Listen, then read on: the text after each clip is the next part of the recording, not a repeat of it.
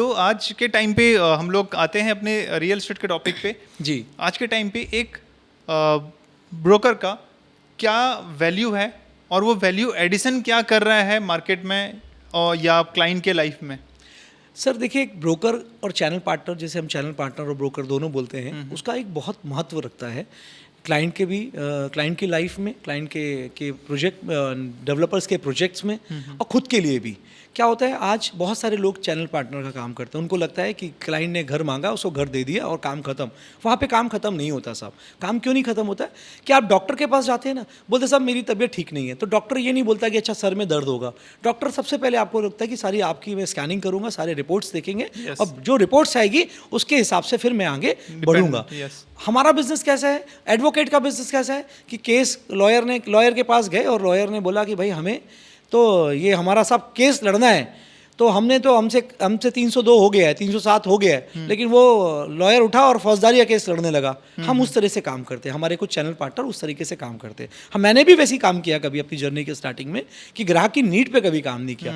तो मेरा अब सबसे पहला है आग्रह है, और ऐसा होना भी चाहिए कि चैनल पार्टनर को ग्राहक की नीड पे काम करना चाहिए कि उसको एग्जैक्टली क्या चाहिए, कहाँ चाहिए, उसकी कन्वीनियंट क्या है। क्योंकि एज अ ग्राहक बन के जब हम फील करते हैं कि आज बच्चे का स्कूल दूर हो गया, या कनेक्टिविटी का इशू हो गया, या हमने गलत प्रोडक्ट दे दिया, उसको चाहिए कुछ था दिया कुछ, तो वो एक विश्वास खराब होता है। दोनों के बीच का जो विश्वास है, ग्राहक और चैनल पार्टनर के बीच का जो रिश्ता है, वो खराब होता है। तो पहला एक चैनल पार्टनर का जो रोल होता है, वहाँ पर रोल ऐसा होना चाहिए, सर आप ये मांग तो रहे हैं घर, लेकिन आपके बच्चे के लिए स्कूल दूर पड़ेगा, आपको कनेक्टिविटी दूर पड़ेगी और ये प्रोजेक्ट आपके लिए फिट नहीं बैठता है। अच्छा, उसमें गलती थोड़ा चैनल पार्टनर की भी नहीं है। होता क्या है कि ग्राहक एक बजट लेके आता है, ग्राहक बोलता है आप मुझे 80 लाख रुपए में 2 BHK देखिए, तो जो फेयर ऑफ लॉस होता है चैनल पार्टनर का, 80 लाख रुपए में 2 BHK देना है, तो क्या होता है कि 80 लाख रुपए 2 BHK देना तो कुछ भी प्रॉपर्टी बताता है। अगर क्लाइंट हमेशा अपना बजट ओपन रखे या तो थोड़ा बजट बढ़ाए, दे पाए। हाँ। और श्रमण जी, अभी 12 साल आपको हो गए इस इंडस्ट्री में काम करते हुए, तो 12 साल जब आपने स्टार्ट किया था तब की बात और आज को लेके हम लोग क्या डिफरेंस मेजरली आपने देखा है या आप अभी नोटिस कर पा रहे हैं? सर पहले तो अगर मैं बात करूं कि हमारा खुद का डेवलपमेंट तो काफ़ी डेवलपमेंट हुआ है, काफ़ी चीज़ें सीखी है हमने, डेवलपर से सीखी है, हमने खुद सीखी है। मार्केट काफ़ी बड़ा हो गया है, काफ़ी चीज़ अपग्रेड हो गया मार्केट, हमने अपने आप को अपग्रेड कर लिया, क्लाइंट ने अपने आप को अपग्रेड कर लिया। 12 साल पहले एक एक्स वैल्यू थी, आज एक अलग वैल्यू है। आज क्लाइंट ओपन माइंडेड है, काफ़ी इन्वेस्टमेंट कर रहे हैं, रियल एस्टेट की तरफ काफ़ी रुझान बढ़ा है उनका। और कुछ चेंजेस आपको देखने को मिला? चेंजेस ये कि इन टर्म्स ऑफ अगर डेवलपर की बात करूंगा तो डेवलपर ने एलिवेशन में काफी काम किया है। पहले क्या था, एलिवेशन में नहीं, कुछ भी बिल्डिंग बना के दे दो, नहीं देते थे एलिवेशन की तरफ, कुछ भी बना के दे दो क्लाइंट खुश है। आज एमिनिटीज के ऊपर काफी काम, कुछ डेवलपर एमिनिटीज के ऊपर बहुत बढ़िया काम कर रहे हैं। आज होटल इंडस्ट्री को फेल कर दिया एमिनिटीज के नाम पे, 7 स्टार कैटेगरी की एमिनिटीज प्रोवाइड कर रहे हैं डेवलपर्स। और आप अगर चैनल पार्टनर की बात करते हैं, चैनल पार्टनर की बात करूंगा तो चैनल पार्टनर ने भी काफी अपने आप को अपग्रेड किया। जिस तरह का पहला लहजा था उनका काम करने का, दिखाने का, ब्रोकरेज लेने का, वो काफ़ी चेंजेस हो गया है। आज डेवलपर से, आज अगर ब्रोकरेज की भी बात करूं तो चैनल पार्टनर क्लाइंट को चार्ज नहीं करते हैं, वो डेवलपर से लेते। पहले क्या होता था कि चार्ज करते थे कि सर आपसे भी लूंगा, तो कहीं ना कहीं क्लाइंट हिचकिचाता था चैनल पार्टनर के साथ जाने में। जी, अभी आप क्या डिफरेंस फील करते हैं एक कैट ए डेवलपर के साथ काम करने में और एक कैट सी डेवलपर के सेगमेंट में काम करने में? सर क्या डिफरेंस मेजरली आपको फील होता है? कैट ए डेवलपर के साथ हमेशा आपको सीखने को मिलता है, हमेशा अपग्रेड चीज़ें मिलती है, बहुत पॉलिश्ड होते हैं, बहुत कमिटेड होते हैं। कैट सी डेवलपर कमिटमेंट होता है लेकिन पता नहीं होता है कब देने वाले हैं, क्योंकि रीज़न क्या है, उनके पास लॉट ऑफ एक्सपीरियंस नहीं है। कैट ए के साथ लॉट ऑफ एक्सपीरियंस है, बहुत बड़ी टीम होती है। Legal, in terms of legal की बात करेंगे, लीगलिटी बहुत क्लियर होती है, क्योंकि उनको गवर्नमेंट को भी, आज अगर सेबी की बात करें, कुछ डेवलपर सेबी रजिस्टर्ड है, तो सेबी में भी उनको डिक्लेरेशन देना पड़ता है अपनी सेल्स को लेकर के, सही नंबर ऑफ बुक्स दिखाना पड़ता है, सही कारपेट देना होता है कि भाई कारपेट जेन्युइन दे, 35% लोडिंग है तो 38-35% की ही लोडिंग दें। इन सब से कैट ए डेवलपर के साथ काम श्योरिटी होती है ग्राहक के लिए भी कि ग्राहक को घर टाइम पे मिलेगा, बैंक लोन का कोई इशू नहीं होगा। कैट ए में मेजरली आप ये बोल रहे हैं कि क्लियर टाइटल मिलता है, चीजें क्लियर मिलती है, ग्राहक को भी ट्रस्ट रहता है ना, ट्रांसपेरेंसी हाई लेवल की रहती है, बहुत ट्रांसपेरेंसी बहुत हाई लेवल की रहती है।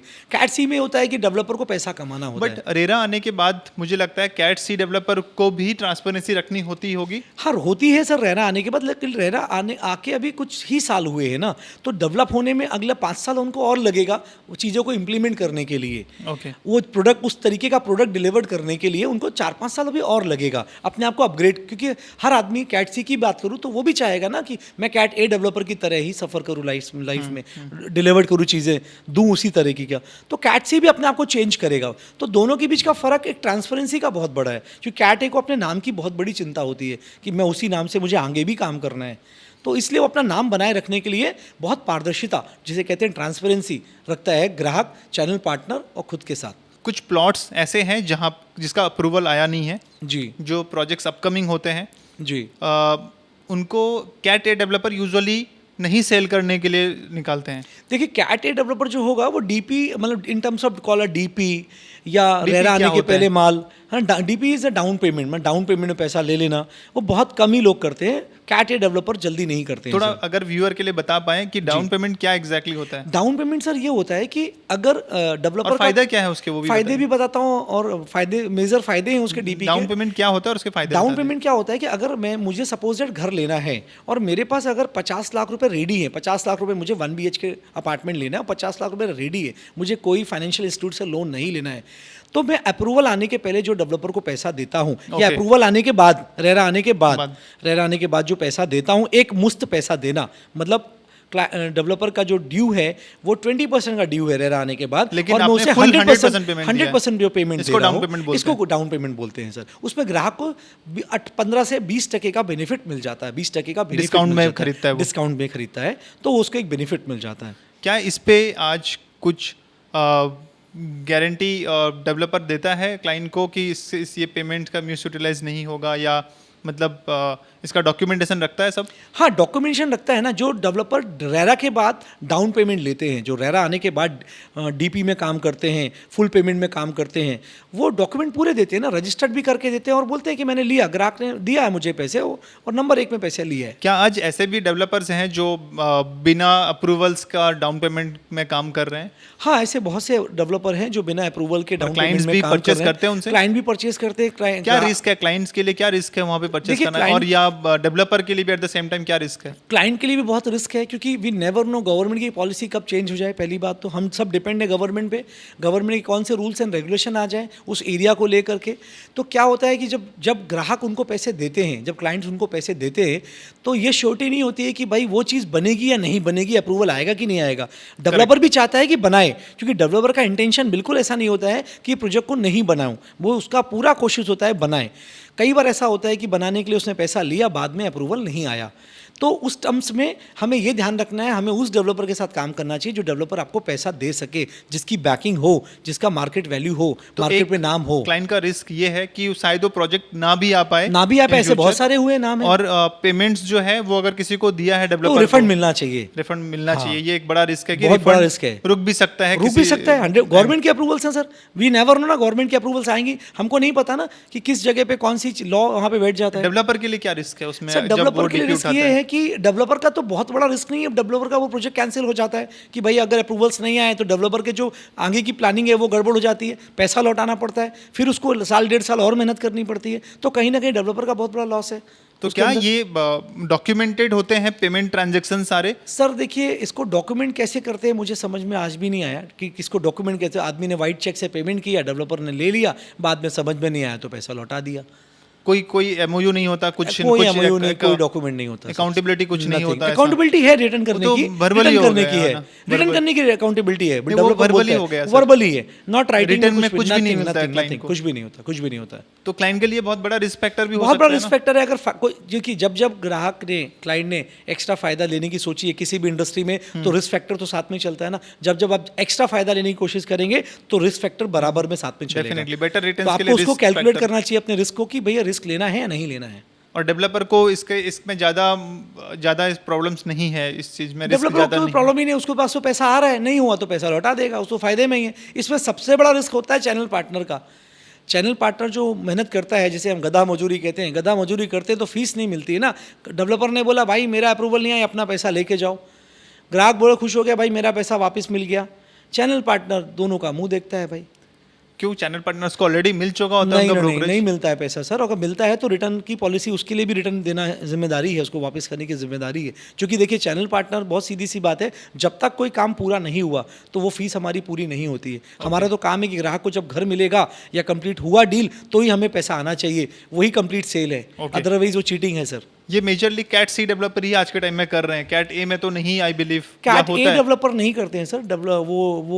क्योंकि उनका प्रॉफिट मार्जिन लेके चलना पड़ता है, क्योंकि बहुत बड़े खर्चे होते हैं, तो वो अपने प्रॉफिट मार्जिन से किसी को शेयर नहीं करना चाहते हैं। और कैट ए इसलिए क्योंकि उनके पास फंड की बैकिंग है, उनके पास बैंक का सपोर्ट है। कैट ए इसलिए क्योंकि ऑल लीडिंग बैंक उनको लोन देती है, तो उनको पता है अगर रेरा सीसी आएगा तो मुझे प्रोजेक्ट लोन बहुत आसानी से मिल जाएगा।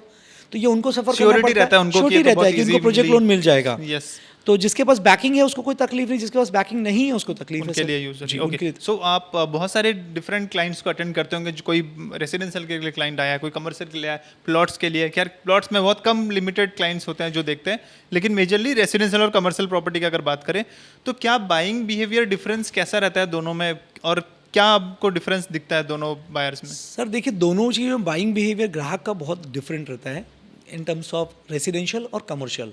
रेसिडेंशियल में ना सेंटिमेंट्स बहुत इन्वॉल्व होते हैं। क्लाइंट की वाइफ, फैमिली, बच्चों के सेंटिमेंट्स की, मेरा किचन, वाइफ का स्पेशली किचन यहाँ मेरा रहना चाहिए, बच्चों का स्टडी रूम, बेडरूम्स, बिल्डिंग में क्या एमिनिटीज़ हैं, किस फ्लोर पे फ्लैट है, क्लाइंट को खुद के लिए फैमिली इंटेंसिव डिसीजन। जी, तो फैमिली का कॉल होता है रेसिडेंशियल के लिए। कमर्शियल क्या होता है कि घर का मुखिया है, मुझे समझ में आया 4 ऑफिसेज ले लिया, इन टर्म्स ऑफ इन्वेस्टमेंट देखी है, मुझे साल भर में 18% 15% का रिटर्न मिलेगा, म्यूचुअल फंड से बेटर रिटर्न मिलेगा या 22% का रिटर्न मिलेगा, तो इस हिसाब से उसने कमर्शियल ले लिया। तो दोनों का बिहेविंग बहुत अलग होता है।